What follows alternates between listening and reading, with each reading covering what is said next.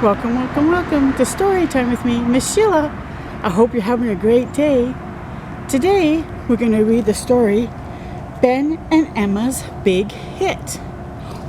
Let's see what that's all about. Maybe it's about baseball. Let's see. Okay.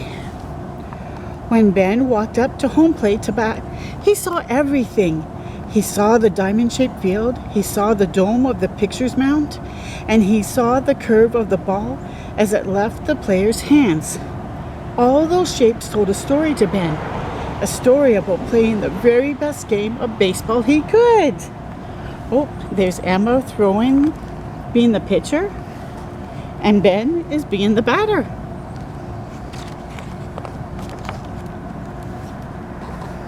Oh, Ben kind of looks like he's having some problems. Let's see. But there were other shapes that didn't make as much sense to Ben. When he looked at a book, he knew there was a story in it too. But he had a hard time figuring it out because he had dyslexia. I hope I said that word because I have a hard time pronouncing words sometimes.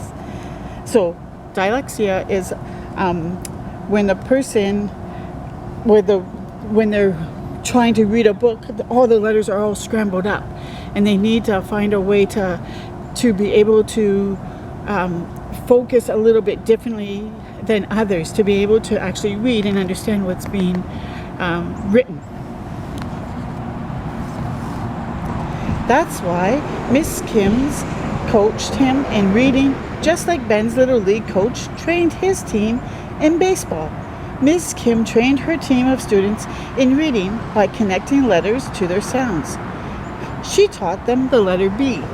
Makes a sound like a sheep. Ba, ba. It was confusing because when he learned his ABCs, he made a B, like in a bzz, B sound. Ben didn't like this one bit. Not one bit. Reading time was Ben's least favorite part of the day. It seemed so easy for everyone else, like Emma, the star pitcher of his baseball team, who was in his reading group. She always walked around with the biggest, largest, fattest chapter books. Ben had trouble with even the shortest words. So what cushiony seats that they have. Oh my goodness, I love it. And there's Emma with her chapter book. On the ball field, everything seemed to click into place for Ben, and he felt cool and calm. But when it was time for reading groups, he felt very different.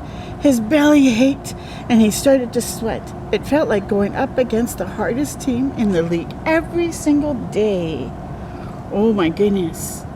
Can you imagine how he's feeling?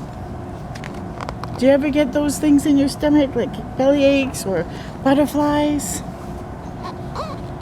The reading group started with an alphabet drill. When they got to the letter B, Miss Kim held up a picture of a bat. Ben smiled for a moment. "What are you thinking about, Ben?" Miss Kim asked. "A home run," Ben said. "That bat reminded me." And look at, he's imagining the bat and then the balls being the circles in the letter B. So he'll remember that letter very easily. I think the letter B looks like a bat with two baseballs, Emma added.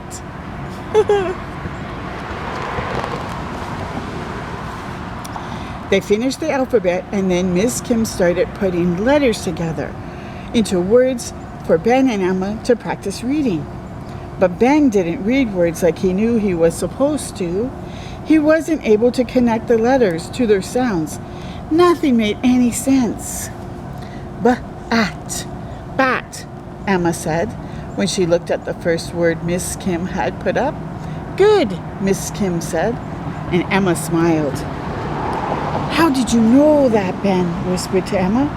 "I remembered it from this morning," she whispered back. Ben slumped in his chair. He felt all alone. Miss Kim put up different letter cards. Ben, how about this one? Ben stared hard at the letter cards. His face got hot. His mouth felt dry. He hoped that the word would just pop into his head, but it didn't. The lines said nothing. The circles said nothing. Just like yesterday, and the day before, and the day before that. He couldn't stay in the room, not 1 second more. So he ran like he was rounding the bases, trying to beat the ball home. He ran right out the door. Oh, see, this is the first picture. Miss Kim found Ben by the water fountain. I was thirsty, Ben mumbled, but he wasn't. He was upset. He was embarrassed, and he didn't like reading. Would you like to take a couple of deep breaths? Miss Kim asked, and he did.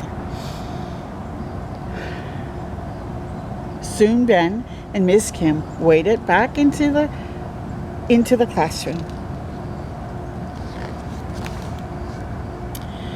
Learning to read can be tough, Miss Kim said. Not for Emma, Ben said. She always takes out the biggest books from the library. I do like big books, Emma said quietly, but I can't read them, not yet anyway. So why do you always pick them? Ben asked. I like to pretend I can, Emma said, and tears pooled in her eyes. She blinked them back, but Ben had already noticed. I'm sorry, Ben said. He had never seen Emma get upset. It's okay, Emma said, wiping away tears. I didn't know. You're always great at everything you do. So are you, Ben. You hit home run almost every game.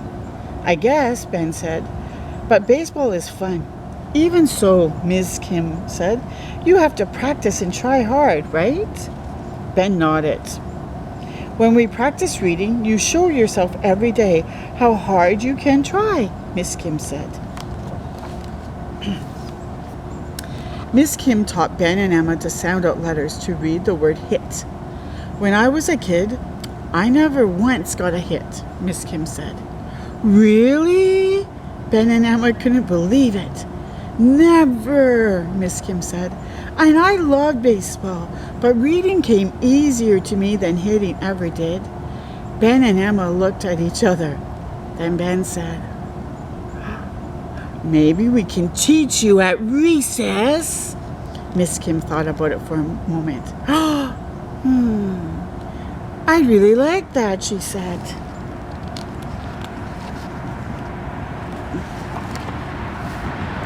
Emma told the rest of the class about the plan for recess, and they all came to cheer on their teacher. Miss Kim was nervous. You could do this, Ben told her. He stood behind her to play catcher. Emma pitched, and Miss Kim missed. Strike one. My coach always tells me to take deep breaths and watch the ball, Ben said to Miss Kim. Look at, she looks really shy. Or nervous, maybe that's the better word, is nervous. Okay, got it. I'm ready for another one, Miss Kim called to Emma. And Emma threw another pitch to Miss Kim. Again, Miss Kim missed. Strike two. This is really hard, Miss Kim said. You told me, show yourself how hard you can try, Ben said. Miss Kim smiled. You're right. Ben showed Miss Kim every step he took when he hit a home run, and Miss Kim practiced a few times. Well, that's clever. Like, he showed her about how to plant her feet, how to hold her the bat, and then to get ready to watch for the ball. Ready? Emma asked. Sure am, Miss Kim called back. Clutching her bat, Miss Kim watched as the ball flew toward her. She swung and crack! That bat made contact with the ball. Hooray! It didn't go very far, but Miss Kim had hit the ball. Yippee, yippee, yippee-yi-yo! That's where it goes. You did it! Ben and Emma yelled. I did! I can't believe it, Miss Kim said. Oh, what a relief! My stomach was in knots.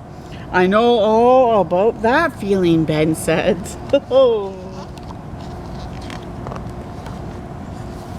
Ben and Emma's classmates flooded the field, high-fiving and cheering. As Ben took in the scene, he saw all the same familiar shapes he knew so well. But he also saw another story unfold, the story of someone who tried really hard and found her own way to learn something new. You never gave up, Miss Kim, Ben said. You didn't let me, Coach. And Ben knew that he'd never let himself give up either. He would get help from his team. Even if learning to read was hard, he'd keep on trying every day. That is so good. You have to keep trying. Don't give up. Not the first time, not the second time or the third time, especially when it's something that's going to benefit you in the long run and others. So I hope you enjoyed this story. Until next time with Miss Sheila, have a wonderful, wonderful, and beautiful day. Take care.